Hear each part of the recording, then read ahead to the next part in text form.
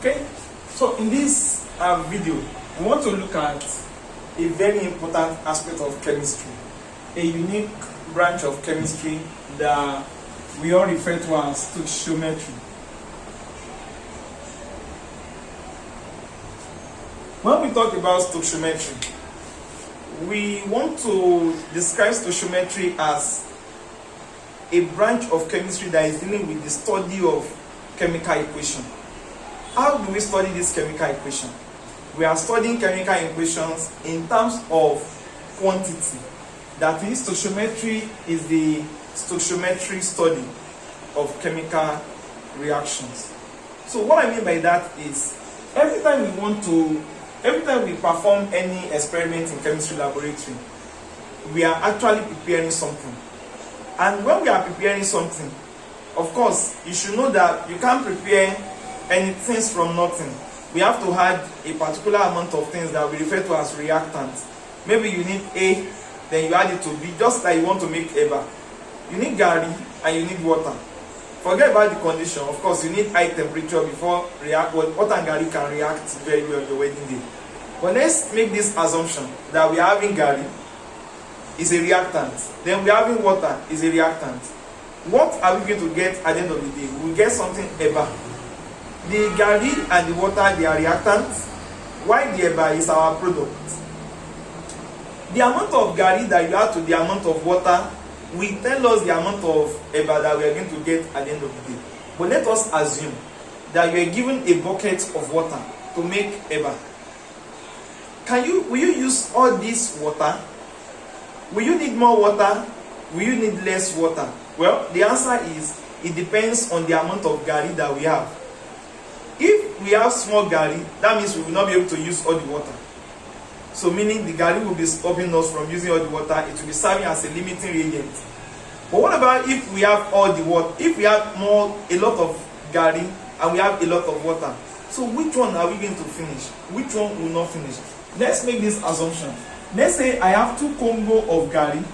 Then let's say I use W to represent water. Let's say I have 1 bucket of water. And when I mix them, I get maybe 10 plates of eba. So let me say 10E like that. I have been able to set up equation based on the experiment I performed in my laboratory or kitchen. From the experiment I performed, you can see that if you are doing your wedding and you invite me as an olopo, a cook, and then there are 20 people in your wedding, and you want to give each of them 1 wrap of eba, meaning you want to make 20 eba. The question that they ask under stoichiometry is that, how many gari are we going to use? Automatically, you should know that when I use 2 Congo of gari, I get 10 eba. If I want 20 eba, then I must use 4 Congo of gari. And how many water do you think we are going to use now? I use 1 water when I want to make 10 eba, right? Then I'm going to use 2 water now. So this branch of chemistry has been able to study this reactant in terms of quantity, study this reactant in terms of quantity, and study this product in terms of quantity. The quantitative studies of a chemical reaction is what we call stoichiometry. How do we bring this into chemistry? Let's make an illustration. The simplest reaction that we have is when we need to prepare water.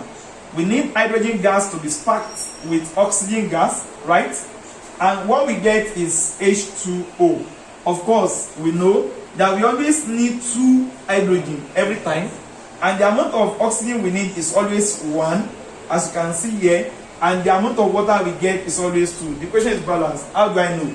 2 times 2, 4 hydrogen. 2 times 2, 4 hydrogen. 1 times 2, 2 oxygen. 2 times 1, 1 oxygen. In this balanced chemical equation, you can see that this equation has already told me how to prepare water anytime. It means on the day that God provides 100 hydrogen gas for me, automatically, how many oxygen will I need to react exactly with this? I am going to need how many like that? I am going to need 50 oxygen gas. Think about it. How many water will you get as your product? You are going to get 100 water as your product. But there is an issue in chemistry. When we have 100 water, do we always have 50 oxygen? Do we always have 50 oxygen. Sorry, I made mistake to write 5 here and 10 here before. So it should be 100, 50, and 100 based on this ratio that we have. So this thing that I wrote here, we call it mole ratio. But look at what used to happen whenever we want to do a reaction. Let's say we have 100 hydrogen. Do you think we always get 50 water to mix? The answer is yes and no, because sometimes they might give me, in this case, they might give me 100 hydrogen gas, then they might give me 51 oxygen. Do I need 51? No. What I need is 50. So this reagent is in excess by what? By 1. This reagent is limited. Why? Because it cannot, 100 does not need 51. How many hydrogen we need 51 like that? It's going to be 102 hydrogen. But how many hydrogen do we have? We have 100. So the 100 hydrogen is the limiting reagent here. Why this 51 is in excess? By how many? By 1. Why? Because I only need 50 here, not 51. So how many water are we going to get at the end of the day? We are going to use 150 and we're going to get 100 H2O. So you can see that our excess reagent does not have mouth in stoichiometry.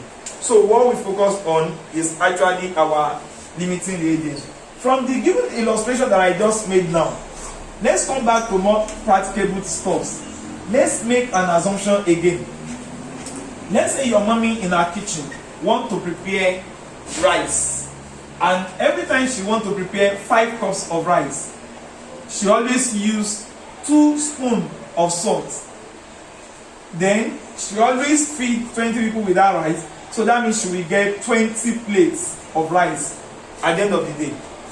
It means that on the day you are doing your birthday and all your church members comes to your house and they are 40, do you think your mommy will still cook 5 Congo of rice? No, because they are now 40. When she wanted to prepare 20, how many did she use? 5. Now that she want to do 40, what will you say? You say 5 cup of rice to give how many? 20 plates of rice. Then X cup of rice now will now give us, how many do we want to prepare? 40. So if you cross multiply 20 times X, 20X, and that will give us 5 times 40, 200. If year 1 and year 10. So that means our X now is 10. That makes a lot of sense. 10 cups of rice will give us 40 cups, 40 plates of food. Then how many salt are you going to use now? You make use of 4.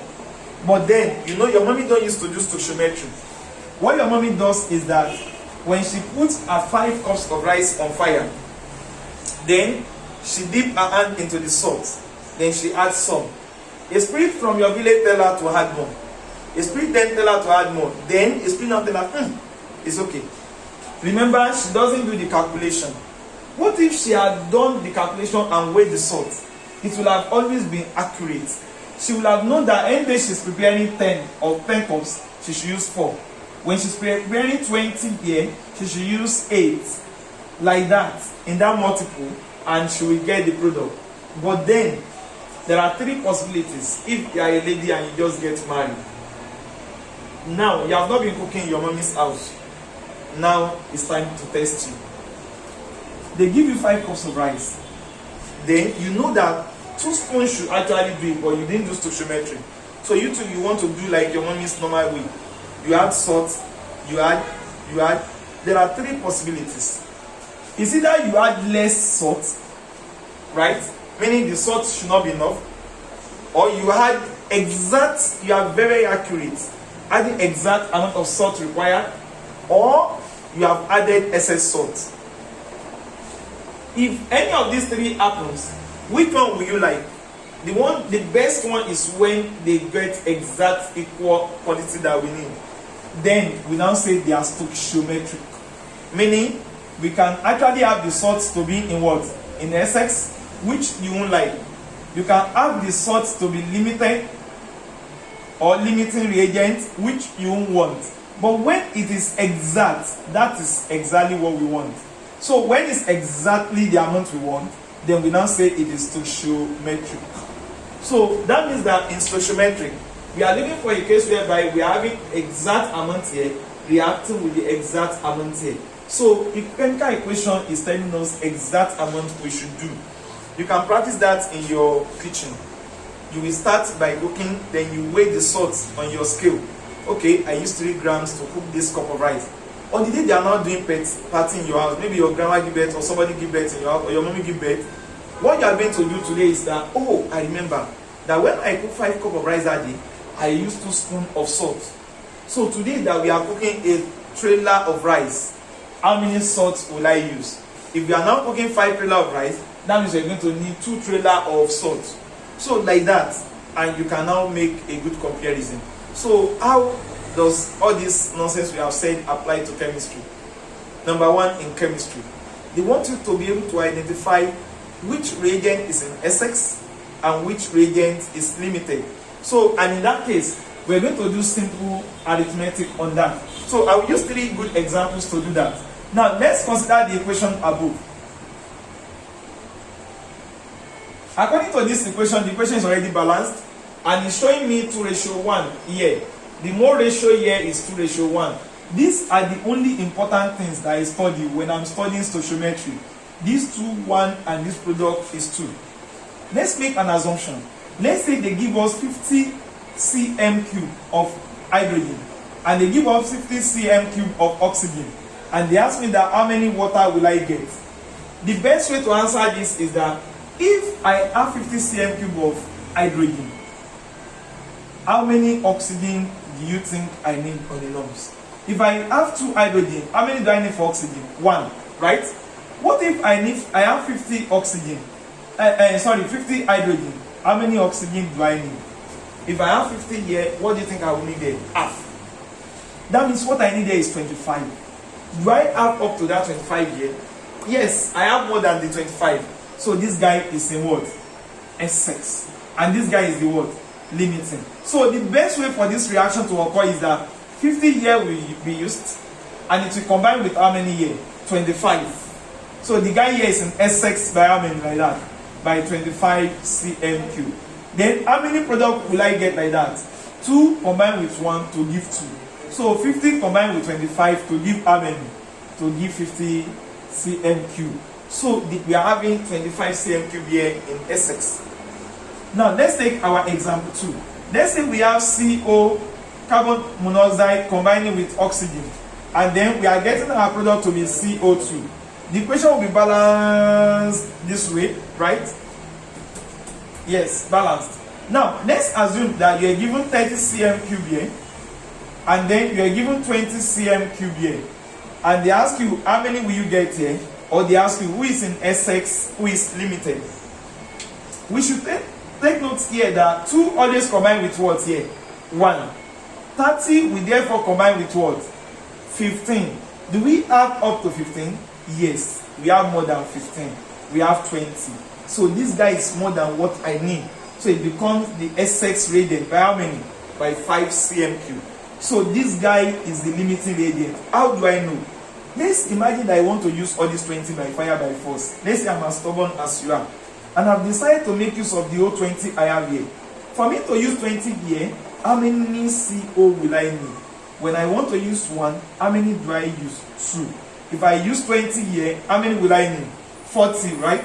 Do I have up to 40 here? No. So this guy is the limiting reagent. So this is the concept of limiting reagent and Essex reagent. So the correct combination that we can have here, which is possible, is that 30 here cm³ here can combine with how many here? 15 cm³. And how many are we going to get as our product? 2:1:2. So we are going to get 30 cm³ here. This is correct, and this follows one of our uncles. We call his name Lussac'S. According to Lussac'S, that when guys combine, they do so in simple number, they do so in volume, which bear a simple number ratio to one another and to the product. If gaseous, meaning if you are working with gases. Now, I will tell you the meaning of this later at standard temperature and pressure. So you can see all I've done here. I have been able to determine the Essex and limiting reagent by just comparing the 2 products that we are given. But then they might make the question to be very simple for us. And how did they do that? Is that they might decide to just say in the reaction above, let's say hydrogen plus oxygen, and then to give us H2O, let's say we have 2 and we have 2. Let's say they now ask us that if we have 100 cm cube of oxygen, hydrogen, how many oxygen do we need? How many water will be produced? Now the reaction is very simple. What I need here will just be 50 cm cube. You know now, 2 will give me 1, 100 will give me X, then you cross multiply. So 100, if I have 2 here, then whatever I have here is 1. If I have 100, I will need 50. What will I still get? I'll still get 100. It's simple when they give us like this. Another way they can give us the question is that they can ask you, how many volume or how many cm cube of oxygen will be needed to produce 20 cm cube of water?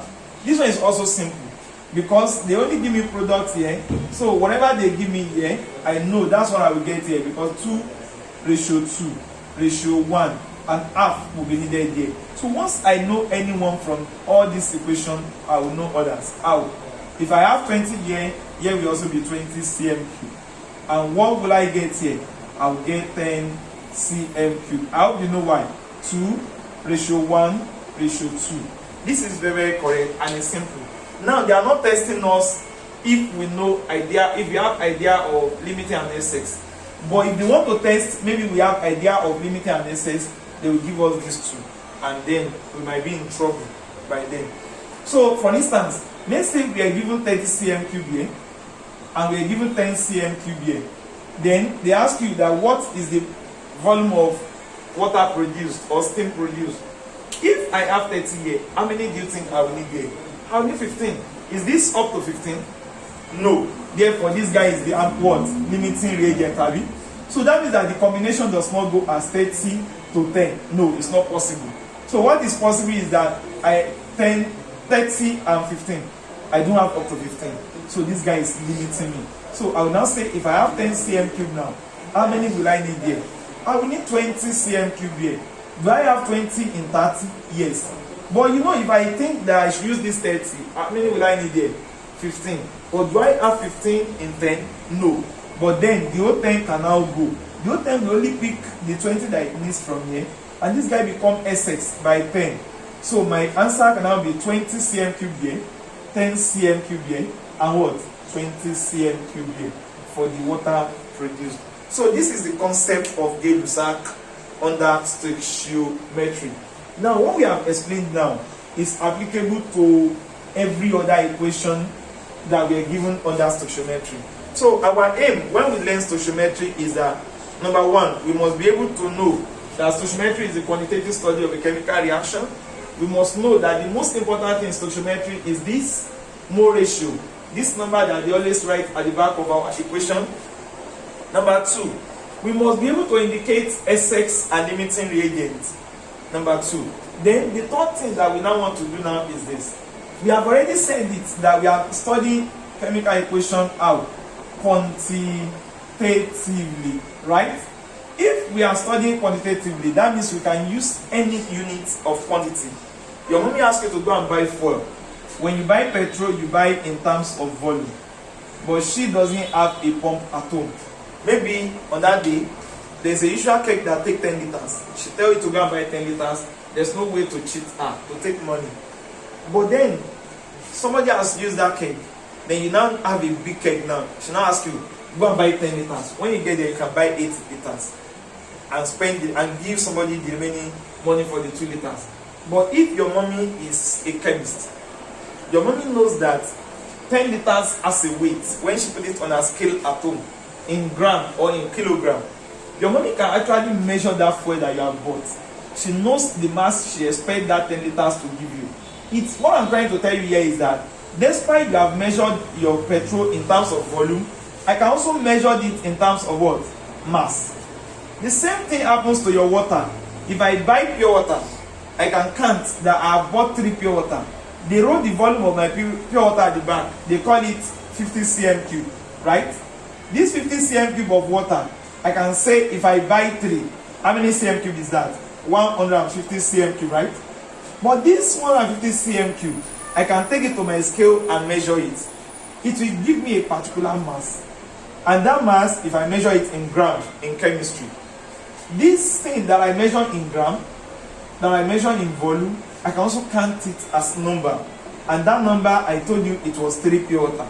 So therefore, if I count it in number in chemistry, I will call it number of particles. This guy will not have units. But the one I call mass, M, the unit will be in gram. Let's say 2 grams. The one I call volume, the unit will be cm3, or another unit is dm3 for the one I call volume. But you see the one I call number of particles, let me use mp to represent that. It does not have any unit. So these are the 3 most important units that you must learn in chemistry. You now see all these units under stoichiometry. These 3 units, volume, mass, number of particles, they are useless in chemistry. The only thing that is useful when we are talking about stoichiometry is a standard unit that we call SI unit. And that unit is among the 7 fundamental quantities when you remember your physics: mass, length, time, current, absolute temperature, luminous intensity, and amount of substance. Amount of substance is measured in what? In mole. So the unit of amount of substance is in mole. So that means that I'm going to call that one another name now, and I'm going to call it number of mole. So if you are working as a chemist, this guy is rubbish, this one is rubbish, this one is rubbish, and this one is correct. Let me give you a better illustration. In the world today, when you want to spend money, if you take naira to the world market, they will rubbish you. Unless you do one thing, you convert it to dollars. So this number of mole is like dollar.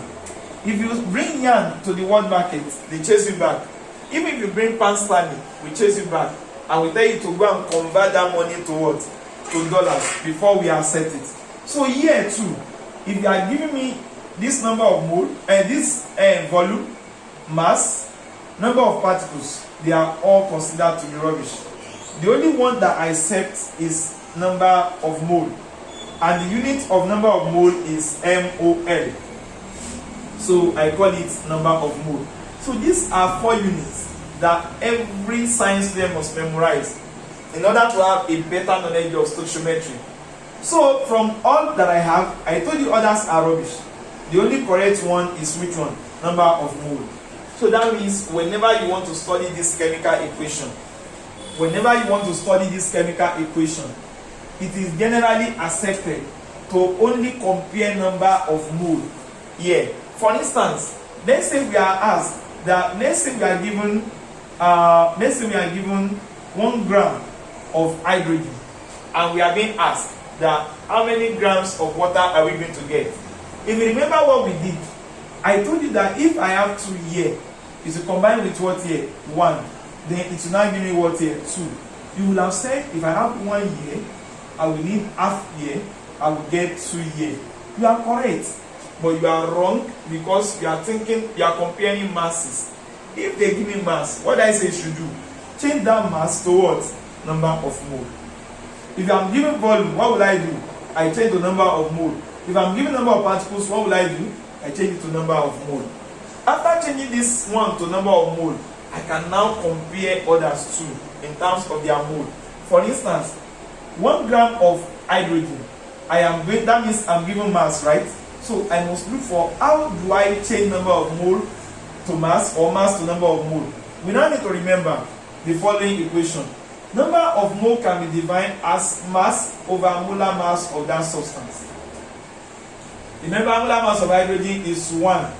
So in that case, number of mole will now be equals to, what is the mass of the hydrogen? 1. What is the molar mass of H2? 1 times this 2. Like this. You don't use the number at the back. 1 times 2. So that's 2. So the number of mole of this hydrogen will now be 0.5 mole. So the number of mole of hydrogen here is 0.5 moles. What do you think the number of mole here will be? Of course, I will say when this one is 2, this one is what? 1. Abi? Then now that this one is 0.5, then this one will be what? X, I cross multiply. 2x equals to 0.5. Divide by 2, divide by 2 by 2. So x equals to 0.5 over 2 in your calculator should give you 0.25. That's what you should get in mole. So that means that the number of moles that we get here is going to be 0.25 moles. Then how many are we going to get for the water? We're going to get 0.5 moles. Now, the number of moles that we get here, we are being asked, if they ask us that how many gram of water are we going to get, or mass of water, or weight of water, you will now change this number of mole back to mass. And how do I do that? Number of mole is what? Mass over molar mass. So the number of mole, I know it. I'm looking for mass. Mass will now be equals to number of mole times what? Molar mass. So the mass is now, number of mole here is 0.5. Molar mass of water is 1 times 2 plus 16. That will be 18. And the mass there will be 0.5 is half. Half of 18 is 9 grams. So the mass of water we obtain here is 9 grams of water. You can see that you cannot compare gram. When you are given gram or mass or volume or number of particles, you first change it to number of mole. You can now compare that number of moles. After you have compared the number of mole, you will now change the number of mole to, maybe they ask you in terms of volume, you change it. So the example I did there, I used just mass. How do I change number of mole to volume? I will say number of mole equals to volume over molar volume. How do I change number of mole to number of particles? I will say number of mole equals to number of particles over number of Avogadro. Because Avogadro has this constant, which you can call Avogadro's constant or number of Avogadro. Now, you might be confused when you are saying number of particles and number of mole. Please don't be. Number of particles is when somebody asks you how many molecules of, how many hydrogen ion, how many chlorine ion, how many something ion, how many kineton, how many electrons will, all those ones, they are particles. But when they want to ask number of mole, they make it clear that how many moles. But that is not a common question as well. So you can see from the illustration that I've done, you should be able to convert from mass to number of mole and number of mole back to mass. From volume to number of mole and number of mole back to volume. From number of particles to mole and from mole back to number of particles. But you must remember always that the only thing that you are allowed to compare here is what? Is number of mole, not mass, not volume, not number of particles. But then you can see in my previous example I did, I told you something about Avogadro. It is only when these people are gases, and this is also a gas, that you are allowed to compare volume. This will follow Avogadro's concept. That instead of you saying mole, because if you change it to mole, they will still be returned back to volume. So in case of gas, we can compare volume. But under every condition, only number of mole must be compared, not mass, not volume, not number of particles. So this is all that we need to know for stoichiometry under this concept. So in this second part of the lecture, the last concept that everyone should know here is the concept that we call concept of concentration. Under the concept of concentration, what we mean by concentration is gotten from an English word that means a lot of things occupying small space. Imagine in this our little room, imagine we are having 1,000 people jam-packed. Then that means there will be a problem. Look at this, for instance. Look at this container. I forgot that you cannot see my room. In this container, let's say I have 1, 2, 3, 4, 5, 6, 7. If they keep you in this room in your hostel when you gain admission to your year 1, 1, 2, 3, 4, 5, 6, 7, you'll be happy that this room is so big. But if you come to our AWO in OAU, we have a very big room like this. And officially, they have kept just 1, 2, 3, and 4 in that room. But in another block, in the same AWO, then some people have came to squat with us, and they used to be like maybe 40 sometimes. Imagine 40 people occupying this same space. So you can see that the whole place will look jam-packed. Imagine, let's assume we have a lot of people here. So in that case, you can say, my room is concentrated. So that means that the concept of concentration can be understood in terms of few things. Number one, in terms of space, and number two, in terms of amount that we put there. In terms of amount, there are two ways scientists have agreed to measure amount in the laboratory. Number one, forget about volume this time. In terms of amount, they think about mass, and number two, they think about number of mole. So these are the only two that they look at. Then, in terms of the space that we are talking about, they call space, they call it volume. So you can see clearly here that if I am talking about concentration now, from this illustration that we have given, you can see here that the more the number of people that occupy the room, the more the concentration. So I can say clearly that concentration is proportional to the amount. Right? Then again, what about this amount? What if we make this room to be as big as amphitheater, a very big place like that, or like just make it a whole city, maybe a whole University of Ibadan, or your University of Ilorin. So in that case, you can now say that the concentration is inversely proportional to the what? To the volume. So because the more the volume, the lesser the concentration. But the more the amount that we put, the more the concentration. So I'll rub this now and write the rest under. So I can now think about something now. I can now think that my concentration is common, my proportionality sign, then amount, right? I believe everybody can match that over volume. Think about that once again. Now, our amount can be measured in terms of how many units? 2. Therefore, concentration can become 2. 1. If our amount is in terms of mass, our concentration is going to become mass over volume. But if our concentration is in terms of number of mole, then we are going to have something like this, that concentration equals to maybe mass divided by what? Volume. But it's compulsory that your volume must be in dm cube and not cm cube. And it's compulsory that your mass must be in gram. So this thing that I wrote here, I'm going to give it a name, and that name is going to be mass concentration. Another name that I can call this mass concentration is in terms of the unit. You can see gram up and dm cube down. So I can also say that this guy should be called concentration in gram per dm cube. I think that's very okay. So we can measure this concentration in terms of these two units.